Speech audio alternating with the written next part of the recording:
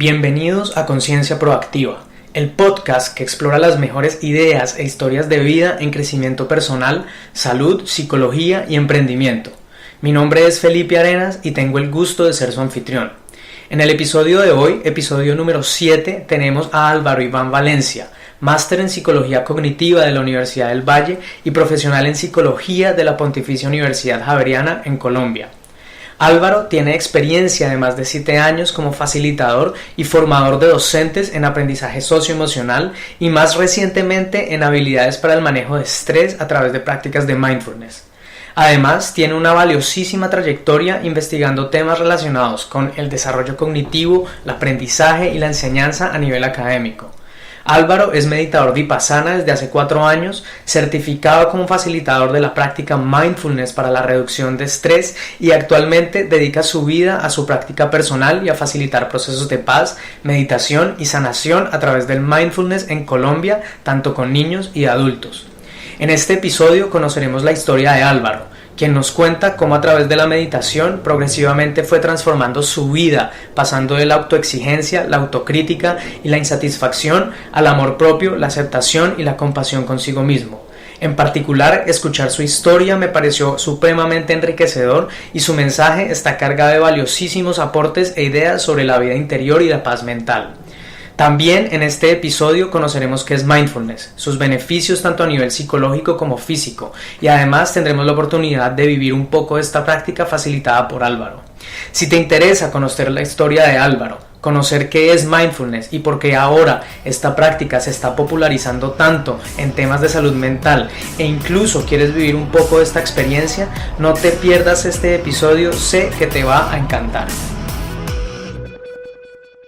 El día de hoy estamos con un colega psicólogo mío, Álvaro Iván Valencia. Lo conocí en la universidad y lo invité al programa porque está haciendo un trabajo muy especial de algo que desde hace muchos años se sabe que tiene un beneficio, pero hoy en día está saliendo, se está dando a conocer la evidencia científica de lo que es mindfulness. Es un tema que en lo personal a mí me ha llegado mucho y bueno, que sea él quien nos cuente de qué se trata. Bienvenido Álvaro al programa, ¿cómo estás?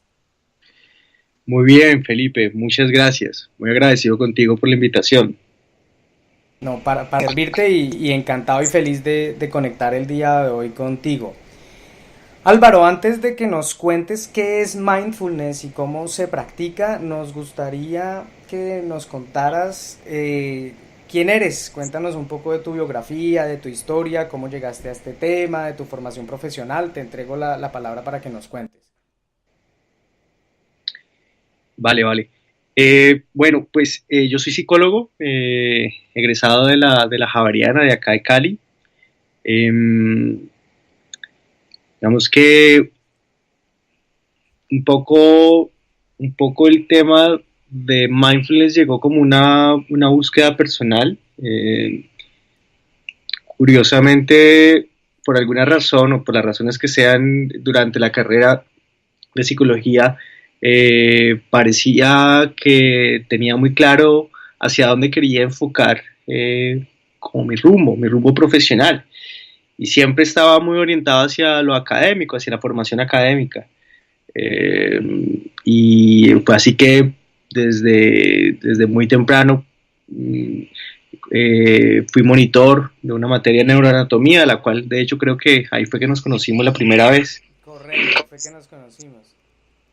Y me fui metiendo cada vez más como con los grupos de investigación. Hice mi práctica profesional en un grupo de investigación llamado Desarrollo Cognitivo, Aprendizaje y Enseñanza, allá en la Javeriana, con la profesora Solange Ochoa. Y luego de que me gradué, continué trabajando como asistente de investigación durante más o menos un año.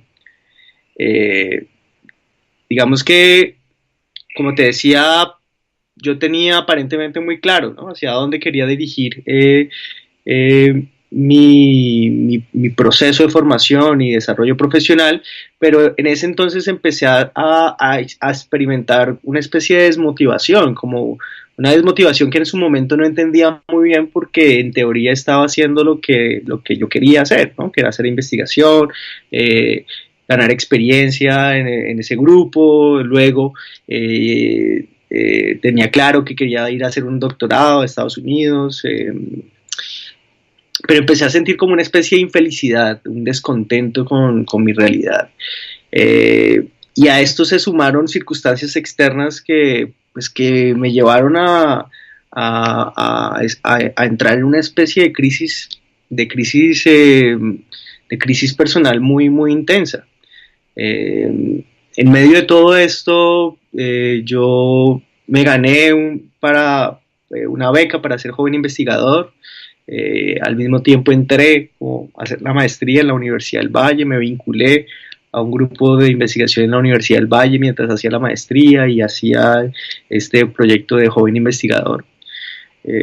Y digamos que aparentemente las cosas se iban desarrollando muy alineado con lo que mi mente me decía que era lo que yo quería, pero en el fondo con una profunda desmotivación e infelicidad e insatisfacción con mi realidad. Recuerdo mucho que en ese tiempo, ahora digamos, un poco tratando de darle nombre a lo que ocurría, desarrollé una serie de hábitos muy destructivos, muchos de ellos relacionados con la procrastinación. Entonces me costaba mucho trabajo poder enfocar mi atención, poder realmente escribir, porque en ese momento estaba trabajando en mi tesis de maestría. Entonces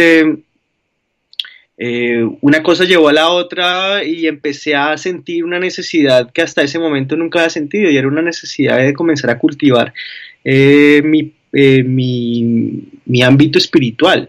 De alguna forma había estado muy enfocado en fortalecer mi conocimiento, mi formación, y desde hacía muchos años había descuidado esa parte espiritual, que hasta ese momento se hizo evidente que era algo que necesitaba en realidad.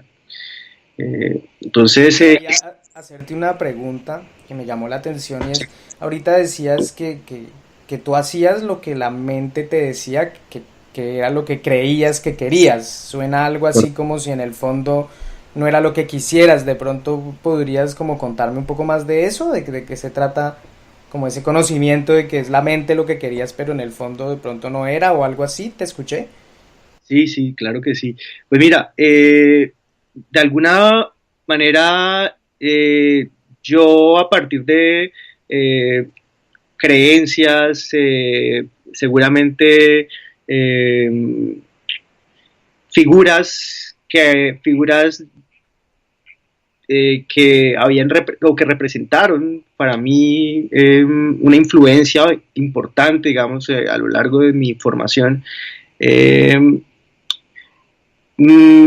orientaron mi interés por ciertos tipos de conocimiento y de desarrollo profesional. Entonces, un poco detrás de esto, de alguna forma pensé que tenía claro hacia dónde quería ir. Y esa sensación de tenerlo claro, también ahorita hablándolo me doy cuenta que era algo que yo necesitaba, o sea, como tener ese tipo de certezas era algo que en ese momento para mí era importante, y no estar como a la deriva. Entonces me aferré de alguna manera a esa idea, a esa creencia de hacia dónde quería ir.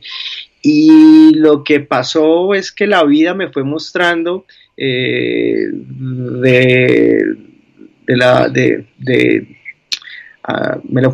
fue mostrando a partir de las sensaciones que ese camino me estaba generando profunda insatisfacción, y por más que de alguna forma me esforzaba en tratar de continuar aferrado, ¿no?, a la idea que tenía de mí mismo, la realidad me estaba mostrando de una y mil maneras que ese no era el camino. Pero en su momento me resistía mucho, ¿no? Tanto así, para darte un ejemplo de esto que estoy diciendo, en ese tiempo apliqué varias veces a una beca Fulbright para ir a hacer un doctorado en Estados Unidos, en el área de cognición, de desarrollo cognitivo. Y digamos que a pesar de mis varios intentos y mi insistencia un año tras tras otro. Yo creo que apliqué alrededor de 3 veces o 4 veces. Una vez estuve a punto de ganarme la beca y por alguna razón u otra simplemente nunca se dio.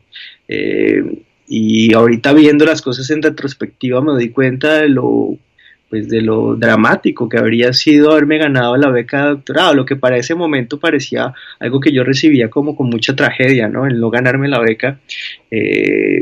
Con el tiempo me di cuenta de lo afortunado que fui, porque hubiera terminado involucrado en un programa de doctorado con el tiempo y la energía que eso implica, en algo con lo que finalmente no vibraba, en lo más íntimo. Entonces, lo que en su momento parecía muy desafortunado, al final terminó siendo una gran bendición. Entonces sí, digamos que me tomó unos años poder empezar a entender los mensajes de mi cuerpo y de mis sensaciones, ¿no? Y si tú lo quieres, del corazón, de alguna manera, de que claramente había algo allí que no estaba funcionando bien. ¿Cómo fue ese cambio, no? Digamos que sentías esa desmotivación, esa infelicidad, como que de pronto eso que querías aparentemente del fondo no era. ¿Cómo empezó a girar toda esa situación hacia encontrar lo que hoy haces y lo que hoy te gusta hacer? Pues mira, yo empecé una búsqueda espiritual. Entonces, lo primero que intenté fue volver hacia lo que me era familiar, y era el catolicismo. Yo soy católico por tradición. Entonces empecé un poco a retomar como esta búsqueda de Dios y de generar una relación con Dios.